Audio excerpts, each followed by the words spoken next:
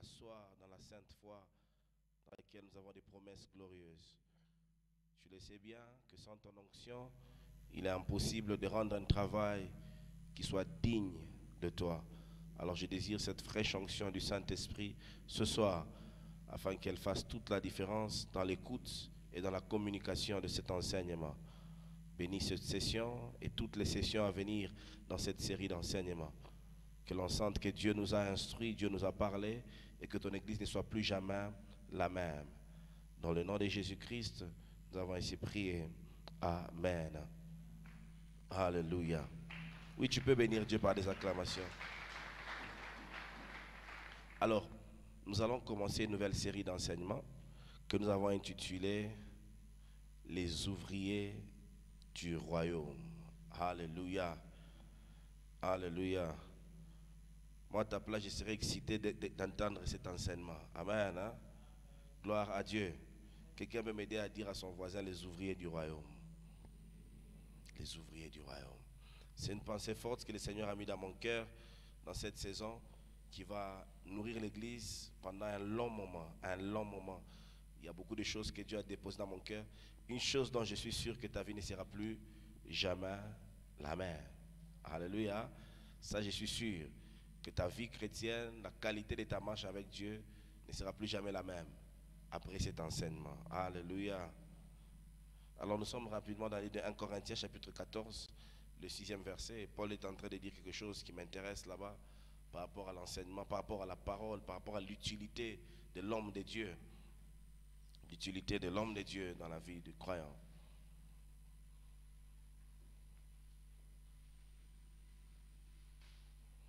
Corinthiens chapitre 14, le 6e verset, la parole de Dieu déclare: Et maintenant, frères, de quelle utilité vous serais-je si je venais à vous parlant en langue, et si je ne vous parlais pas par révélation, ou par connaissance, ou par prophétie, ou par doctrine?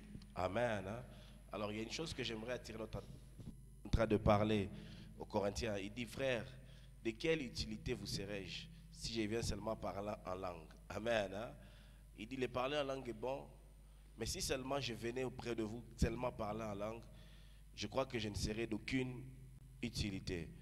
Et il dit: si je viens au milieu de vous, je deviens utile lorsque je vous rencontre dans plusieurs dimensions. Alléluia.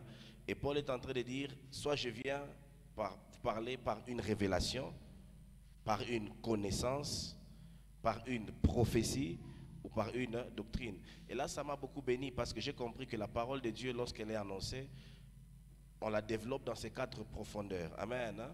On peut vous amener un enseignement prophétique, on peut vous amener un enseignement doctrinal, on peut vous amener un enseignement plein d'illumination, bien de révélations, tout comme on peut nous amener un enseignement qui contribue à la connaissance dans la vie chrétienne. Amen. Alléluia. C'est comme ça que lorsque vous grandissez dans les choses de Dieu, lorsque vous écoutez la parole de Dieu, vous allez savoir que cet enseignement a une dimension prophétique. Cet enseignement vient combler un besoin doctrinal. Cet enseignement vient ajouter une connaissance à ma foi. Cet enseignement vient illuminer mon intelligence. Alléluia. Alléluia. Alors, le grand message, le thème que nous avons, c'est les ouvriers du royaume, ou encore les ouvriers du royaume des dieux. Ça, c'est le grand message, le grand enseignement que nous allons avoir. De Timothée chapitre 2, le 15e verset. De Timothée 2, le 15e verset. Rapidement, 2 Timothée 2, le 15e verset. De Timothée chapitre 2, le 15e verset, la parole de Dieu déclare: Efforce-toi de te présenter devant Dieu comme un homme éprouvé, un ouvrier qui n'a point à rougir, qui dispense droitement la parole de la vérité. Alléluia. Écoutez, ici, Paul est en train de parler à Timothée, il dit: efforce-toi à te présenter comme un ouvrier, comme un homme, un ouvrier qui n'a point à rougir. Il est en train de parler à Timothée qu'il attend de la vie de Timothée une qualité d'expression d'ouvrier qui est prêt à défendre sa foi, prêt à parler ou encore à vivre de manière digne de la foi qu'il a reçue. Alors, dans cette grande pensée, j'ai eu à comprendre que Dieu attend des ouvriers pour son royaume. Amen. Hein? Il dit, efforce-toi de te présenter.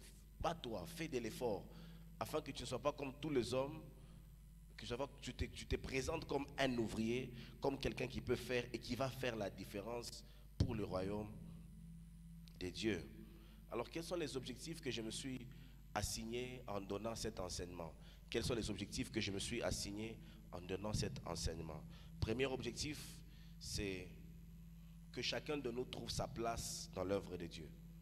Vous savez, il y a beaucoup de gens qui pensent que ils n'ont pas de place dans l'avancement de l'œuvre de Dieu. Beaucoup de gens pensent que l'œuvre de Dieu, c'est bien pour les pasteurs, bien pour les apôtres, bien pour les évangélistes, pour les prophètes. Mais s'ils font un autre travail, ou bien ils ont d'autres compétences dans la vie, ou bien un autre appel, ou bien exercice d'activité dans d'autres sphères que dans l'Église, ils ne se sentent pas aussi impliqués dans l'avancement du royaume de Dieu. Amen. Hein? Alléluia. Une autre raison pour laquelle j'ai préparé cet enseignement, c'est que nous devons répondre à des grands besoins. Répondre aux besoins ou bien au but de l'existence. Amen. Hein, de chacun d'entre nous. Alléluia. Répondre au but de l'existence ou la raison d'être de chacun d'entre nous. De manière globale et de manière réelle. Pourquoi est-ce que tu existes? Pourquoi est-ce que tu es? Pourquoi est-ce que tu vis? Qu'est-ce qui résume ton existence? À quoi est-ce que tu sers sur la terre? Amen. Hein? Parce que beaucoup de gens sont sur la terre, mais ils ne comprennent pas encore le pourquoi de leur existence. Et même certaines personnes marchent dans certains accomplissements dans lesquels il y a une grande vanité. Alléluia. Alléluia. Une autre raison pour laquelle je donne cet enseignement, c'est aussi pour influencer nos choix et nos décisions. Parce que beaucoup de gens ne comprennent pas l'impact des choix et des décisions qu'il y a dans leur vie. Cet enseignement t'amènera à comprendre que tes choix et tes décisions peuvent jouer un rôle important dans l'avancement du royaume des cieux ou encore dans la destruction du royaume des cieux. Parce que le choix et la décision, c'est quelque chose que Dieu a donné à l'homme. Dieu a remis à l'homme le libre arbitre. C'est un principe de base de la foi chrétienne, le libre arbitre. Mais ce libre arbitre s'exerce soit de manière positive ou de manière négative à l'avancement du royaume des cieux. Alléluia. Alléluia.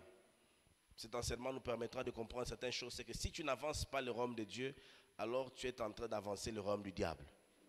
Amen. Hein? Si ta vie ne contribue pas à l'avancement du royaume des cieux, si ta vie n'est pas une expression d'un ouvrier du royaume de Dieu, sache que ta vie est en train de contribuer à la destruction du royaume de Dieu. Au travers de cet enseignement, une chose que vous comprendrez, c'est qu'il n'y a aucune existence neutre. Amen. Hein? Alléluia. Personne n'existe de manière neutre. Il n'est ni pour Dieu, ni pour l'avancement du royaume des ténèbres. Non, non, non, non. Toute existence a un penchant défini. Alléluia. Soit tu existes pour avancer les desseins de Dieu, soit tu existes pour avancer les desseins du diable. Personne ne peut dire, moi je ne suis ni chrétien, ni pas, je suis au milieu. Il n'y a pas de gens au milieu. Alléluia. Par cet enseignement, nous comprendrons que les choix que tu fais de ta vie déterminent quelle direction tu prends avec ta vie. Alléluia.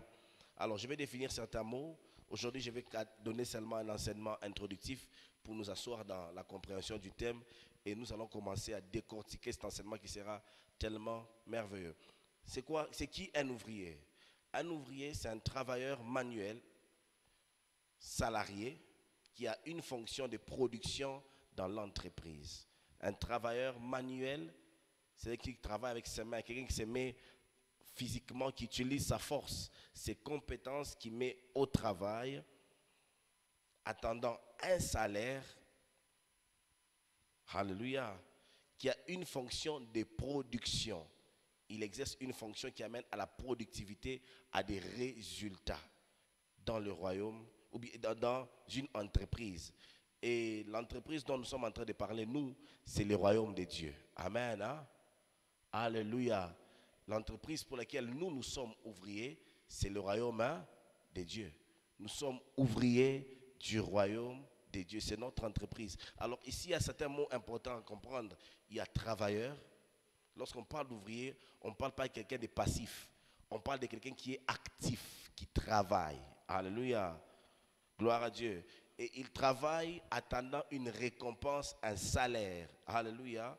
Et cette personne a une fonction de production. Cette personne amène la productivité, des résultats.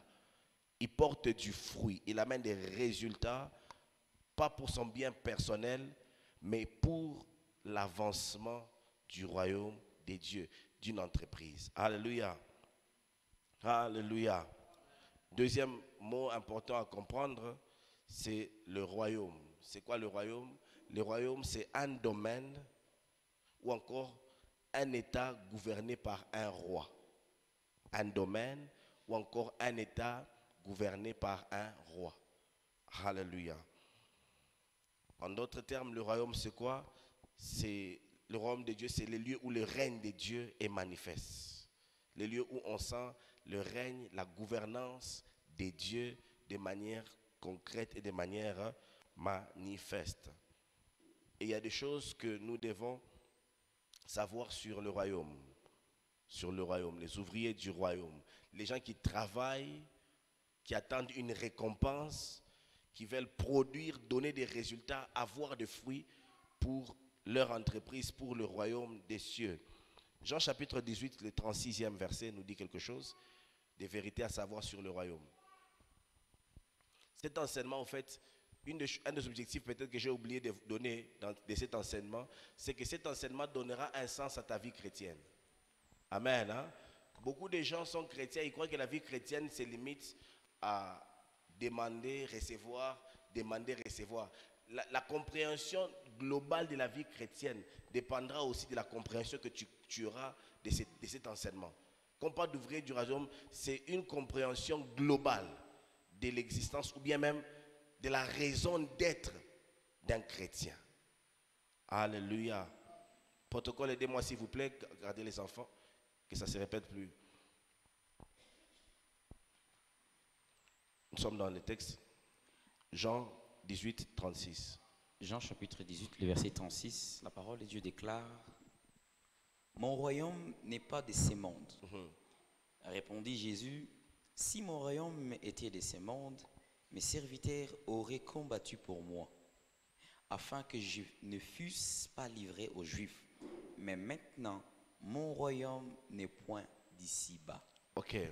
Une première réalité que Jésus nous parle sur le royaume, Jésus est en train d'établir une vérité. Il dit que son royaume à lui, dans lequel nous sommes censés faire partie, n'est pas de ce monde. Amen. Hein? Donc là, il définit clairement que ce royaume n'est pas d'ici et il n'est pas d'ici-bas. Alléluia. Amen. Hein? Le royaume pour lequel Jésus est n'est pas de ce monde, son royaume. Quand il dit mon royaume, ça veut dire qu'il en est le roi. Amen. Hein? C'est comme ça qu'on appelle le roi de gloire. Le roi de notre royaume, c'est Jésus-Christ. Et il dit, mon royaume à moi n'est pas de ce monde. Première vérité à savoir, c'est que le royaume dans lequel toi et moi nous appartenons n'est pas de ce monde. Deuxième vérité, c'est qu'il dit, les gens, si mon royaume était de ce monde, il y aurait des gens, des serviteurs qui viendraient combattre pour moi. Alors il nous fait comprendre que dans son royaume, il y a des ressources. Amen. Hein? Il y a des ressources capables d'agir et d'interférer dans certaines choses. Alléluia. Dans le royaume des cieux dans lequel toi et moi nous sommes, il y a des ressources capables d'intervenir, d'interférer dans certaines réalités. Mais déjà, je comprends qu'il y a le royaume de Jésus qui n'est pas de ce monde. Et il y a aussi le royaume des ténèbres qui est de ce monde. Et la raison d'être d'un chrétien, c'est de comprendre ces deux grandes réalités. Le royaume de Dieu, dans lequel Jésus est roi, alléluia, et le royaume des ténèbres, dans lequel le diable joue le rôle de chef, le roi de ce monde. C'est lui qui exerce une certaine influence sur le pouvoir du monde. C'est comme ça que vous allez voir dans Matthieu, lorsque Jésus a fini le jeûne, qu'est-ce qui s'est passé? Le diable est venu vers Jésus, n'est-ce pas? Et le diable lui a dit, si tu veux, prosterne-toi devant moi, tous ces royaumes, c'est bon, je vais te les donner, ça m'appartient. On ne donne que ce qui est à toi. Alléluia. Et le diable pouvait proposer à Jésus ce qu'il pensait avoir, sur quoi il pensait avoir une certaine autorité. Mais Jésus avait une grande connaissance de qui il était. Il a dit, tu ne te prosterneras pas comme ça. Non, non, non. Seulement devant l'Éternel, ton Dieu. Alléluia. Et lui qui était devant lui, c'était lui, le Dieu de gloire. Et déjà là, nous comprenons qu'il y a deux royaumes. Le royaume de Jésus et le royaume du diable. Et Jésus dit que mon royaume n'est pas de ce monde. Mon royaume n'est pas de ce monde. Et ça donne un sens à tout notre enseignement, aux raisons d'être de notre foi chrétienne, aux raisons de notre investissement dans la foi chrétienne, la raison de nos participations à l'église. Ça va répondre à beaucoup de nos questions. Matthieu chapitre 9, le 35e verset.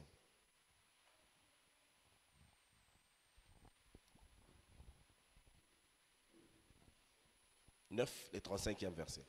Matthieu chapitre 9, le 35e verset, la parole de Dieu déclare: Jésus parcourait toutes les villes et les villages, enseignant dans les synagogues, prêchant la bonne nouvelle du royaume et guérissant toutes les maladies et toute infirmité. Il prêchait la bonne nouvelle du royaume.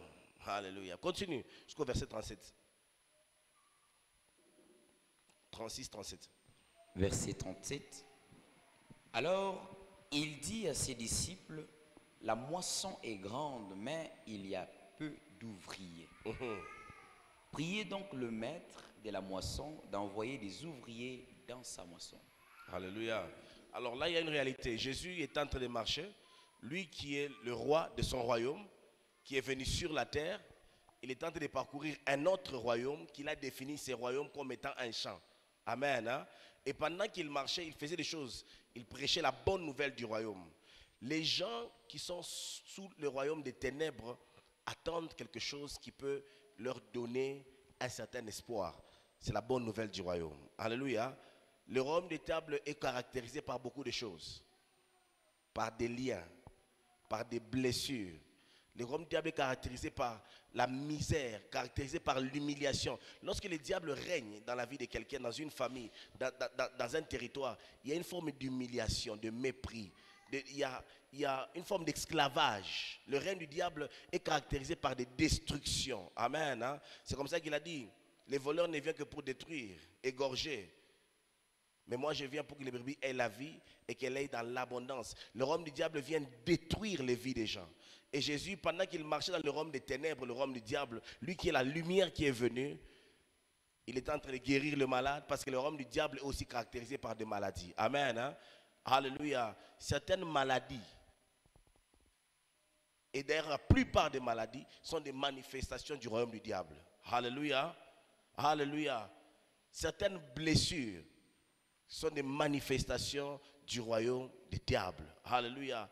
Et Jésus marchait, il guérissait les malades, il libérait les captifs. La plupart des addictions sont la manifestation du royaume du diable. Les gens qui sont addicts à la pornographie, addicts à l'alcool, addicts à la cigarette, addicts aux femmes.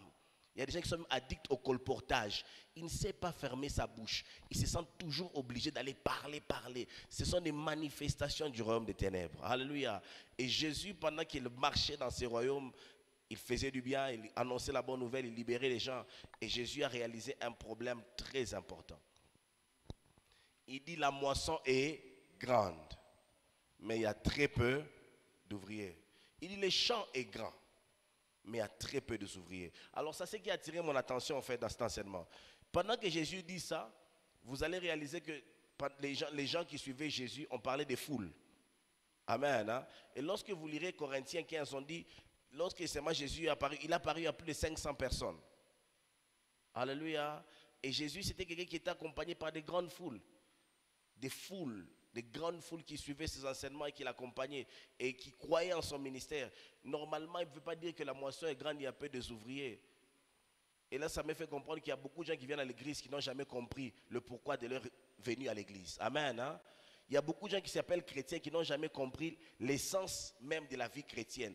Il y a beaucoup de gens qui s'identifient aux choses de Dieu, mais qui n'ont encore rien compris des enjeux de la chrétienté. C'est comme ça que nous avons beaucoup de problèmes dans nos églises, parce que beaucoup de gens viennent à l'église sans avoir la vision globale de l'église. L'église est une représentation du royaume des cieux sur la terre. Tu me donnes un bon amen. En d'autres termes, l'église est l'ambassade du royaume des cieux sur la terre. L'église n'est qu'un point qui manifeste la généralité de Dieu sur la terre. Alléluia. Et quand tu as la vision globale des choses, tu comprends la raison d'être de l'Église. Tu comprends la raison d'être du croyant et tu comprends la raison d'être de toutes les activités que nous faisons à l'Église. Et c'est comme ça que Jésus dit, écoutez, la moisson est grande, le travail est grand, mais il y a très peu d'ouvriers.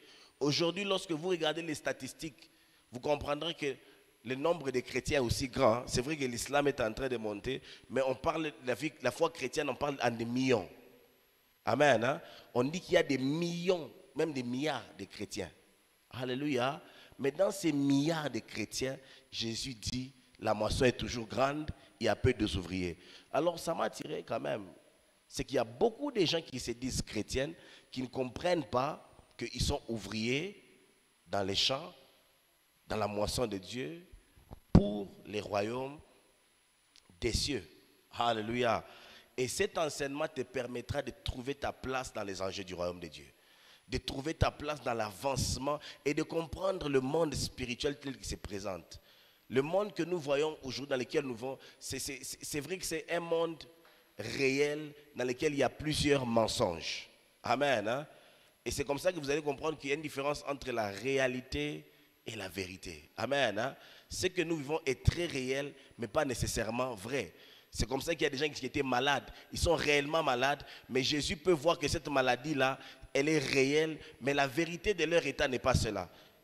Et lorsque la manifestation du royaume de Dieu vient, la vérité prend place. Alléluia. Alléluia. Et je prie dans le nom de Jésus que la vie de quelqu'un au milieu de nous puisse amener la vérité du royaume de Dieu de prendre place au nom de Jésus. Alléluia. J'ai défini le royaume comme étant la sphère du règne de Dieu, le royaume de Dieu. Et qu'est-ce qui se passe dans cet enseignement où les ouvriers du royaume de Dieu que nous devons devenir, c'est que Dieu a envoyé quelqu'un comme toi, comme moi, pour que nous puissions servir à ses desseins, à l'avancement de son royaume. 2 Corinthiens chapitre 4, le 4e verset, s'il te plaît. Vous allez comprendre, Jésus dit, mon royaume n'est pas de ce monde. Et le diable aussi travaille. Qu'est-ce qu'il travaille? Il travaille pour que les gens ne comprennent pas l'avantage du royaume de Dieu. La bonne nouvelle. La bonne nouvelle. J'ai envie d'enseigner différemment. Je ne sais pas que le Seigneur me donne la grâce de dire ce que je sens dans mon cœur. Oui. 2 Corinthiens chapitre 4. 2 Corinthiens 4, 4. 2 Corinthiens chapitre 4, le verset 4, la parole de Dieu déclare: pour les incrédules dont les dieux de ces siècles a aveuglé l'intelligence, afin qu'ils ne vissent pas briller la splendeur de l'évangile de la gloire de Christ, qui est l'image de Dieu. Amen. Hein?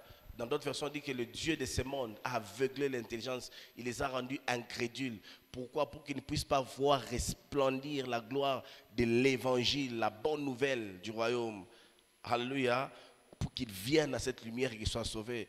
Qu'est-ce qui se passe? Le royaume des ténèbres dans lequel les diables, qu'on appelle les dieux de ce monde, exercent une influence sur les gens, afin que les gens ne puissent pas voir le royaume des cieux. Et comment est-ce que les gens voient et comprennent le royaume des cieux? Lorsqu'on prêche la bonne nouvelle. Amen. Hein? La bonne nouvelle, lorsque tu pars dans une prison. Lorsque tu pars dans une prison, la bonne nouvelle que tout prisonnier entend, c'est quoi? C'est que tu es maintenant libre. Amen. Hein? Et c'est ce qui s'est passé avec Jésus. La bonne nouvelle pour quelqu'un qui est malade, lorsque tu viens dans un hôpital, la bonne nouvelle se dit que ce cancer est fini. Tu peux maintenant rentrer à la maison. C'est lorsqu'on te dit que tu n'es plus malade. Tu es maintenant libre de marcher normalement. Et c'est comme ça que le diable fait un travail efficace. Il ne permet pas aux enfants de Dieu d'être des agents porteurs de la bonne nouvelle. Alléluia. Il détruit la foi de beaucoup de chrétiens et il les empêche d'être des agents porteurs de la bonne nouvelle. Et puisque beaucoup d'entre nous n'apportons pas la bonne nouvelle, nous n'arrivons pas à progresser ou encore à étendre le royaume de Dieu. Alors avant d'aller dans les illustrations, j'aimerais qu'on lise le dernier texte et puis je vais contextualiser l'introduction de ces messages et je vais nous libérer. Proverbe 14, 28. Proverbe 14, 28. Proverbe chapitre 14, verset 28, la parole de Dieu déclare: quand le peuple est nombreux, c'est la gloire d'un roi. Alléluia. Lorsqu'on parle de roi, on voit du royaume. Et on dit quand le peuple est nombreux, c'est la gloire d'un roi. Alors j'aurais besoin de 2 frères, s'il vous plaît, venez 2 frères. 2 frères. Je vais te donner une illustration, tu passes ici, l'autre reste là. Et je vais donner cette illustration pour que vous puissiez comprendre. De ce côté ici, nous avons le royaume, ce n'est pas réellement le royaume des ténèbres, mais bon, le royaume des ténèbres. Alléluia. De ce côté ici, nous avons le royaume des ténèbres. Ici, nous avons le royaume des lumières. Et ce qui se passe, c'est que l'enseignement d'aujourd'hui, ou bien cette série d'enseignements, va nous permettre à comprendre comment est-ce que le royaume des ténèbres fonctionne. Comment est-ce que le royaume des lumières fonctionne. Comment est-ce que chacun d'entre nous peut être un agent efficace, un ouvrier pour le royaume de Dieu. Amen. Hein? Cet enseignement, c'est pour nous recruter pour l'avancement des projets et des desseins de Dieu sur la terre. Et Jésus est là, c'est le royaume d'en haut, le royaume qui vient de Dieu. Et qu'est-ce qui se passe? Jésus est en train de dire à Pilate que mon royaume n'est pas de ce monde. Amen. Hein? Mon royaume est d'en haut. Et tandis que lorsqu'il vient en bas, il trouve une certaine réalité, le royaume de ce monde dans lequel le diable est en train de régner et de dominer. Et ce qui se passe, c'est que derrière la domination du diable dans tout royaume, il y a ce qu'on appelle un peuple assujetti à ce royaume. Alléluia.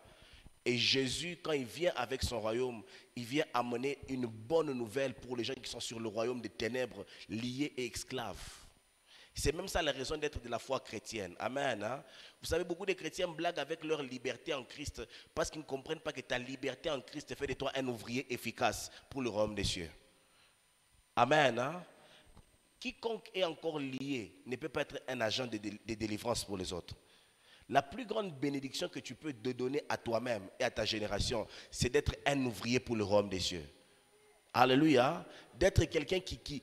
La raison pour laquelle beaucoup de gens sont dans le péché et vivent dans le péché et ils viennent tous les jours et s'habituent à la repentance, c'est parce qu'ils ne comprennent pas que le but de la vie chrétienne ne se résume pas seulement à avoir et à donner, à venir à l'église et à partir. C'est que ta vie est une expression de la volonté et de l'expansion du royaume des cieux. Alléluia. Par un homme, Dieu peut libérer 3000. Par un homme, le diable peut enfermer 3000. Est-ce que je parle à quelqu'un? Un homme comme Pierre s'est tenu. Il a parlé, 3000 âmes étaient libres. Mais il y a aussi des hommes qu'on appelle comme les Bar Jésus. Des hommes qui exerçaient une certaine oppression. Ou bien des hommes qui combattaient l'avancement de l'œuvre de Dieu. Et qui préservaient les gens sous la puissance des ténèbres. Alléluia. Derrière la femme qui avait l'esprit de Python, se cachaient des vies qui étaient emprisonnées. Alléluia. Est-ce que je parle à quelqu'un? Cet enseignement va t'amener à quitter dans l'enfance spirituelle. Toi qui es habitué à des repentances, tu vis dans les mêmes choses. Tu crois que tu as toute ta vie pour vivre dans les péchés. Et tout ce qui t'attend, il n'y a que le ciel. Il n'y a pas que ça. Si seulement ta vie chrétienne s'est résumée à donner ta vie à Jésus, Dieu te prendrait et t'amènerait au ciel. Directement. Dieu veut au-delà des hommes qui s'appellent chrétiens. Dieu attend de nous d'être des ouvriers. Alléluia. Des hommes qui comprennent les enjeux de 2 royaumes. Les hommes qui savent se positionner et les hommes qui savent comment engager l'avancement du royaume de Dieu par leur existence, par leur choix, par leur décision de vie. Alléluia. Alléluia. Écoutez ce qu'il dit, la gloire d'un roi, c'est lorsque le peuple est nombreux. Et ce qui se passe, c'est quoi? Le diable est en train de vouloir perdre plusieurs personnes parce que ce qui fait la gloire du diable, c'est lorsque le peuple est nombreux. Imaginez-vous, arriver dans un endroit où on met la musique païenne. Vous remarquez qu'il y a plus de gens qui chantent la musique païenne que la musique chrétienne, oui ou non? Oui ou non? Et cela fait que toi, si tu es chrétien, quand tu arrives là-bas, tu as même peur de chanter une chanson chrétienne.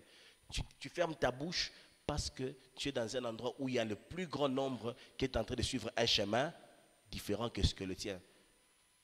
Alléluia. Et nous sommes en train de passer le moment le plus difficile de la foi chrétienne. Je me rappelle, moi, quand j'ai quitté cette ville de Lumbashi à l'époque, quand je suis parti à Kinshasa, d'abord, les fêtes finissaient très tôt. Quand on est enfant, à 17h, 18h, les fêtes étaient déjà en train de finir. Chacun rentrait chez eux. À cette époque-là, je me rappelle, les gens qui passaient avec les pétroles, à 18h30, hein, avec les pétroles, ils sont en train de passer. Qui la monte ou quoi? De nos jours, tu peux voir des jeunes garçons, des jeunes filles, à 20h30 dehors, en fait, ni chaud, ni froid. Et celui qui rentre chez eux à 17h, c'est le moins... En fait, il est bête, il est stupide, c'est pas normal. Alléluia.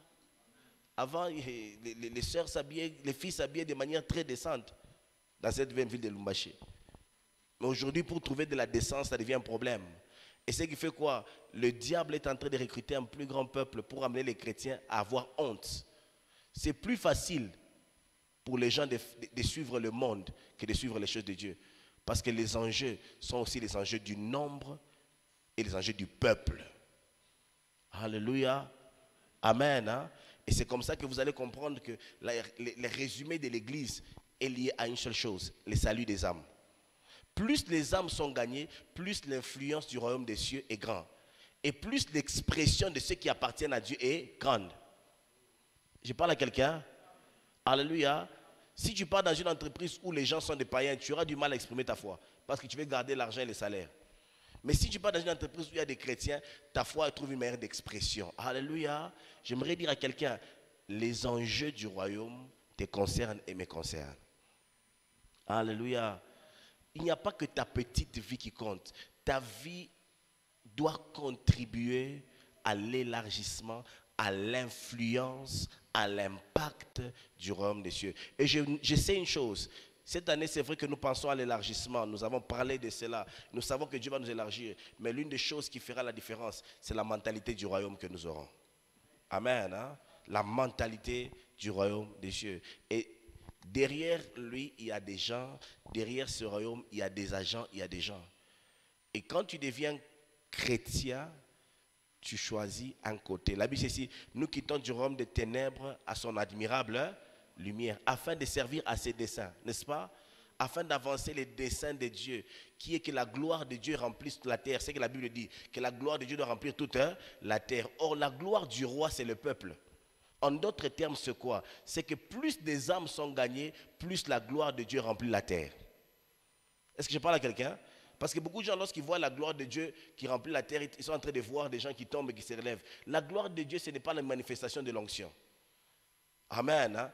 Dieu trouve sa gloire dans une expression d'une vie restaurée et régénérée. Je parle à quelqu'un. Lorsque Dieu voit une âme née de nouveau, une personne qui est restaurée, régénérée, il voit sa gloire restaurée et manifestée. En d'autres termes, je vais vous expliquer c'est comment. Vous voyez, si nous éteignons cette salle, la lumière, et qu'une personne allume son téléphone, vous voyez ce que ça fait? Ça donne une lumière, n'est-ce pas?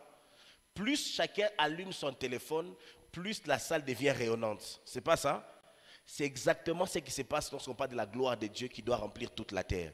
Plus toi et moi nous courons avec l'évangile, plus toi et moi nous courons avec la bonne nouvelle, et que les âmes dans chaque maison, dans chaque entreprise, dans chaque pays, les gens viennent à Jésus et sont restaurés à l'image de Dieu par l'évangile. C'est comme ça que la gloire de Dieu est en train de remplir la terre. Est-ce que quelqu'un est avec moi? Amen. Hein? Aide-moi à dire à ton voisin, la gloire de Dieu est attachée au salut des âmes. Là où les gens vivent dans le péché, il n'y a pas la gloire de Dieu. Il y a la gloire du diable. Là où les gens vivent dans la prostitution, là où les gens vivent dans l'adultère, il n'y a pas la gloire de Dieu. La gloire de Dieu, ce n'est pas ce que nous voyons, au fait, lorsqu'on prie pour les gens qui tombent. C'est au-delà de ça. Dieu trouve sa gloire pas dans les manifestations de l'onction, dans la restauration des vies et dans le salut des âmes. Alléluia. Amen. Hein? Et Dieu a comme intention que cette gloire remplisse toute la terre. La gloire du roi, c'est lorsque le peuple est nombreux. Et c'est comme ça que ça m'étonne de voir des chrétiens nés de nouveau qui ne parlent pas de Dieu. Dieu trouve sa gloire lorsque tu parles de la bonne nouvelle. Qu'ils sont beaux, les pieux de ceux qui annoncent la bonne nouvelle. Alléluia. Dieu ne trouve pas seulement sa gloire lorsque toi et moi nous sommes en train de vivre l'accomplissement de ses promesses. Non, là c'est la renommée de Dieu qui se répand. Mais la gloire de Dieu est attachée à la régénération, à la restauration, à cette lumière de Christ qui naît dans chaque vie, dans chaque famille. Alléluia. Amen. Je prie dans le nom de Jésus que chacun d'entre nous devenons des agents de la manifestation de la gloire de Dieu. Bien-aimé, la gloire de Dieu ne se manifeste pas seulement dans le prophétique, c'est pas vrai. Pas dans les miraculeux seulement. Du reste, je peux prophétiser et faire un miracle et les gens ne viennent pas à Dieu. Vous savez ça? Il en a guéri 10 lépreux. Ils sont tous partis. Un seul est revenu. Il a dit, où sont partis les 9 autres? N'ont-ils pas été guéris? Certainement, s'ils étaient ivrognes, ils sont rentrés dans leur bière. Mais c'est lui qui est venu là-bas, il a vécu la gloire de Dieu parce que quelque chose, le salut est entré dans sa vie ce jour-là. Au-delà de la guérison, il a reçu la vie et la manifestation de la gloire de Dieu. Je prie que Dieu fasse de toi un agent de sa gloire. Dans ta famille, dans ton entreprise, à l'école où tu es, que Dieu fasse de toi un agent de sa gloire. Bien-aimé, dites-vous toujours, lorsque le peuple est nombreux, c'est la gloire du roi. Lorsque de ta vie, tu peux gagner 1 million d'âmes par ta vie, sache que la gloire de Dieu se répand au travers de sa vie. Alléluia. Quelqu'un me dit, mais pasteur, moi je croyais que la gloire de Dieu, on nous avait dit la gloire de Dieu sur ma vie, c'est lorsque je verrai des Mercedes, des Prado, je vais voyager dans le monde entier, et lorsque je verrai, j'ai dit aux gens, c'est la gloire de Dieu. J'aimerais se dire ceci, la gloire de Dieu va au-delà de ces choses. Et pour ton information, les maisons, les voitures, les voyages, Dieu n'est pas contre ces choses. Mais c'est une chose qui alimente pleinement la gloire du monde. Amen. Hein? Remarquez aujourd'hui, pour que quelqu'un te montre qu'il est influent, qu'est-ce qu'il te montre? Les maisons, les voitures, tout ce qu'il a comme des choses précieuses. Et vous allez remarquer que l'essence de la vie chrétienne commence à aller dans la direction du monde. Nous commençons à définir la gloire selon le monde, pas selon Dieu. Donne-moi un bon amen. La terre, c'est vrai, toutes ces possessions sont à nous en Jésus-Christ, mais la gloire de Dieu ne se résume pas par le nombre de maisons qu'un chrétien a. Donne-moi un bon amen. Ce n'est pas le nombre de voitures que tu auras qui montrera que Dieu est avec toi ou bien tu as la gloire de Dieu. C'est très faux. La gloire de Dieu se résume lorsque toi, tu deviens un agent de salut des âmes. Lorsque par ta vie, des vies sont régénérées et il y a un plus grand peuple qui vient à Dieu. C'est la manifestation tangible de la gloire de Dieu. Et quelqu'un me dit, mais pasteur, tu veux nous rendre pauvres? Je vais t'expliquer la Bible. Jésus, qui est la plus grande manifestation de la gloire de Dieu, qui connaît sa maison? Le Fils de l'homme n'a ni quoi? Hein? Ni quoi? Ni tanière, hein? Mais ce Fils de l'homme-là était la plus grande manifestation de la gloire de Dieu. Alléluia. Je parle à quelqu'un, et du reste, je ne l'ai pas vu conduire une très belle voiture.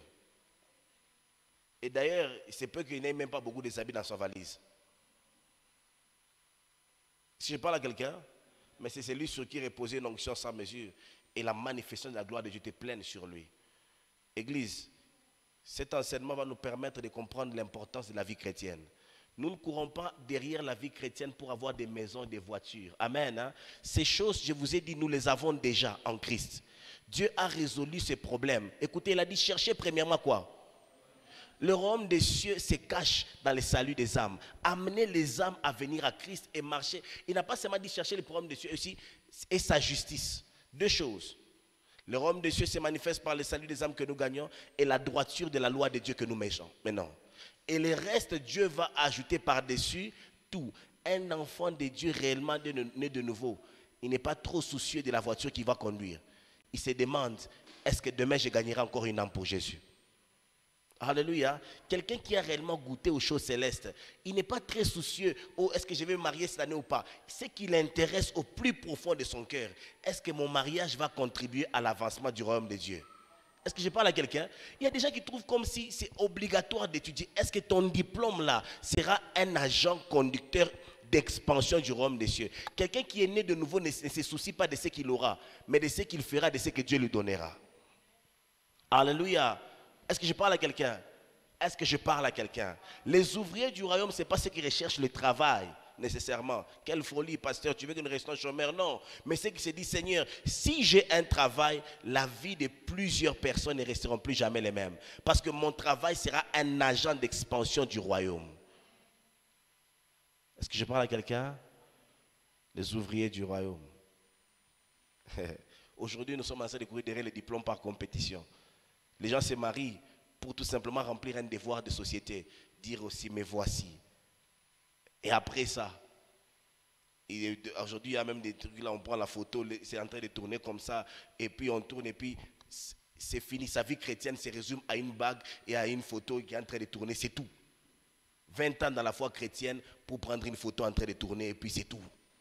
Que Dieu nous libère de cette ruse au nom de Jésus. La gloire du roi, c'est lorsqu'au travers de toi, qui est ouvrier du royaume, les peuples sont nombreux. Aide-moi à dire à ton voisin, fais un peu un bilan.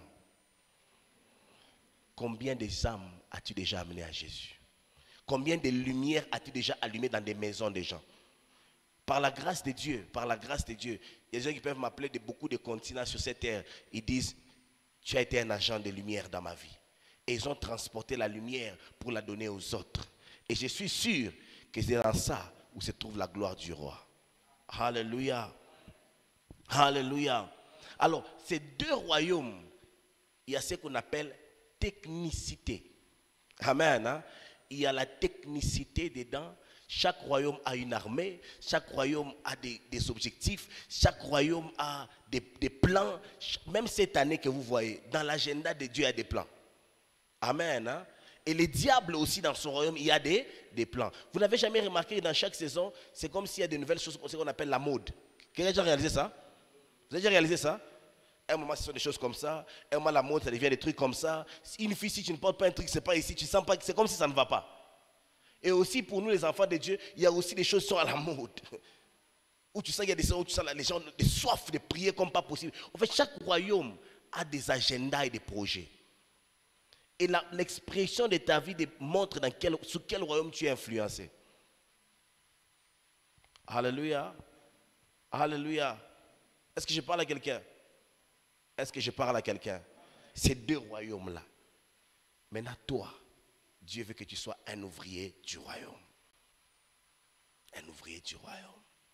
Je parlerai de beaucoup de choses sur comment est-ce que tu peux mettre ton appel, les dons, les capacités de ta famille, tes enfants pour l'avancement du royaume des cieux.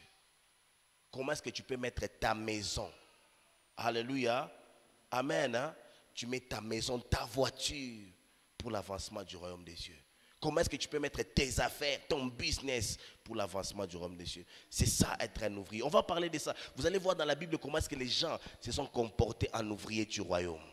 Et comment est-ce que cette attitude a influencé positivement l'avancement du royaume des cieux. Aujourd'hui, nous parlons du royaume des cieux avec les arguments du royaume du monde. Montre-nous que tu es chrétien si tu es millionnaire. C'est faux. Montre-nous si tu es chrétien, si tu es rempli du Saint-Esprit, si tu as le fruit de l'Esprit et si tu as le salut des âmes comme priorité. Alléluia. Alléluia. Du reste, il y a quelque chose qui a béni ma vie et je veux te partager toi aussi aujourd'hui. C'est que tu dois apprendre une chose. Notre royaume est de ce monde, oui ou non? Son royaume est de ce monde? Puisqu'il n'est pas de ce monde, c'est que tout ce que nous allons acquérir dans ce monde, nous le laisserons dans ce monde. Vrai ou faux? Ça commence à montrer dans ta tête. Ça veut dire quoi? Tout ce que nous allons acquérir dans ce monde. Stylo, c'est pour ce monde. Vrai ou faux? Mariage, c'est pour ce monde. Voiture, c'est pour ce monde. Et tout ce que tu vas acquérir, même les diplômes, même ceux qui ont eu 10 doctorats, lorsqu'on va se voir au ciel, il sera comme nous tous. Oui. Il sera comme nous tous, parce que c'est des choses de ces mondes, de ces royaumes. Mais il y a deux choses qui peuvent faire la différence. Si tu es sérieux avec ta foi, c'est le salut de ton âme et l'âme de quelqu'un d'autre. Vrai ou non? Oui ou non? Si ton âme est sauvée, tu iras dans notre royaume. Vrai ou faux? Et si tu as sauvé l'âme de quelqu'un dans ta famille, vous irez ensemble dans ces... Tu ne peux pas apporter les maisons, mais tu peux apporter l'âme de ton père. Je t'ai dit à quelqu'un, tu ne peux pas apporter les voitures, mais tu peux apporter l'âme de ta mère. C'est comme ça que les gens qui sont nés de nouveau ne se contentent pas de jouir. Ils savent engager leurs genoux pour transporter les gens sur cet royaume vers le royaume qui vient, dans lequel nous appartenons. Aujourd'hui, beaucoup de gens sont plus... Mon oncle ici me paye les études, mon oncle ici me donne souvent l'argent, même s'il est païen, ça ne me dérange pas beaucoup. Tu n'as rien compris. Au ciel, on n'a pas besoin de son argent. Je dis à quelqu'un, au ciel, on n'a pas besoin de son argent. Même ton chef, au ciel, on n'a pas besoin de ses entreprises. Au ciel, on est en train de chercher les âmes qui ont cru. Alléluia. C'est deux choses que tu apporteras au ciel. Ton âme et l'âme de quelqu'un d'autre. Alléluia. Aide-moi à dire à ton voisin, qu'est-ce que tu as déjà apporté au ciel? Est-ce que vous savez qu'il y a même des gens qui sont à l'église mais qui sont païens? Il y a des gens qui sont perdus à l'église. Vous connaissez l'histoire du fils prodigue et de son grand frère? Son grand frère était dans la maison, mais il ne savait jamais que tout ce qui était de la maison l'appartenait. Il était perdu dans la maison. L'autre s'est perdu dans le monde. Lui était perdu dans la maison. Il ne connaissait rien de ce qu'il était, mais chez eux à la maison. Il y a beaucoup de gens qui sont perdus à l'église. Ils se contentent des Amen. Ils croient que s'il a l'argent, Dieu est avec lui. Bien aimé, tu peux avoir l'argent, ce n'est pas le signe d'approbation de Dieu. Amen. Hein? Même si tu t'es marié cette année, ce n'est pas que Dieu est avec toi. Il y a plusieurs manières de se marier. Tu peux marier quelqu'un qui ne sait pas pourquoi le mariage. Tu peux te marier avec n'importe qui. En fait, le mariage n'est pas signe de l'approbation de Dieu. Tu me donnes un bon Amen. Asseyez-vous, merci s'il vous plaît. Donc je vais dire à quelqu'un, ce n'est pas les diplômes. Parce que vous savez qu'il y a des tricheurs qui réussissent. Donc ce n'est pas les diplômes qui montrent que Dieu est avec toi. Alléluia. Oh non, nous on est avec Dieu. Voilà pourquoi je me suis marié. Et j'ai des enfants. Même les enfants là. Il y a des prostituées qui ont des enfants. Hein. C'est arrivé comme ça et puis elle a un enfant. Alléluia. Mais une chose qu'on ne peut pas falsifier, c'est la marque du salut dans le cœur de l'homme. Cette appartenance à Dieu. Cette réalité de la vie de Dieu en toi. Tu ne peux pas fabriquer ça. Ça ne se fabrique pas. Alléluia. Si tu es un enfant de Dieu, tu sais que tu es un enfant de Dieu. Tu le sais au plus profond de toi. Tu sais, c'est plus fort que toi. Tu sais que je suis un enfant de Dieu. C'est ce qu'on appelle un enfant de Dieu, il est tenté. Il ne vit pas dans les péchés. Lui, il est tenté à pécher. Certaines personnes vivent dans les péchés, ils disent qu'ils sont enfants de Dieu. Celui qui vit et qui demeure dans les péchés n'est pas né de Dieu. Jean l'a dit. Il est encore dans le monde dans ses péchés. Un enfant de Dieu est tenté et il peut broncher, mais pas demeurer dans les péchés. Ce n'est pas possible. C'est pas possible. C'est impossible. Celui qui est né de Dieu, tu sauras toi-même. Moi, je suis né de nouveau. Les choses pour lesquelles tu avais des penchants, tu les regardes maintenant comme de la boue. Et tout ce qui t'intéresse, c'est l'excellence de la connaissance de Christ. Ce qui t'amène chaque jeudi, chaque vendredi, chaque dimanche. Tu ne sais pas pourquoi, mais tu es en train de jeûner, tu viens à l'intercession. Tu ne comprends pas, quelque chose s'était passé dans ta vie. Et ta vie ne restera plus jamais la même. Et si toi tu es né de nouveau, alors tu es devenu un ouvrier pour le royaume des cieux. Écoutez, j'aimerais vous dire, si le royaume des cieux doit progresser, ce n'est pas parce que nous avons de l'argent nécessairement. C'est parce que ceux qui aiment Dieu ont de l'argent. Parce que dans ma petite expérience en tant que pasteur, j'ai réalisé beaucoup de choses. C'est que l'argent ou bien les biens entre les mains de ceux qui s'appellent chrétiens ne suffit pas. Il faudrait que leur cœur appartienne à Dieu d'abord. Vous savez ça? J'ai vu beaucoup de choses. J'ai vu des gens que Dieu a bénis dans mon ministère. J'ai vu Dieu faire des choses. J'ai aussi vu comment est-ce que lorsque le cœur n'appartient pas à Dieu, le royaume des cieux n'attire aucun profit. Combien de frères en Christ sont en train de favoriser l'avancement du royaume des ténèbres? Tu étais à l'église, tu es béni dans la maison de Dieu pour aller encourager la prostitution dehors.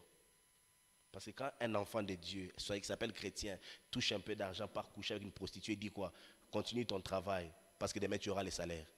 C'est pas ça? C'est pas ça? Lorsqu'il quitte un enfant né, Dieu né de nouveau, tu prends ton argent, tu pars dans ce supermarché, tu pars payer du whisky, tu pars payer la bière dans un bar. Tu dis quoi? Continuez à vendre, on va vous acheter. C'est pas ça?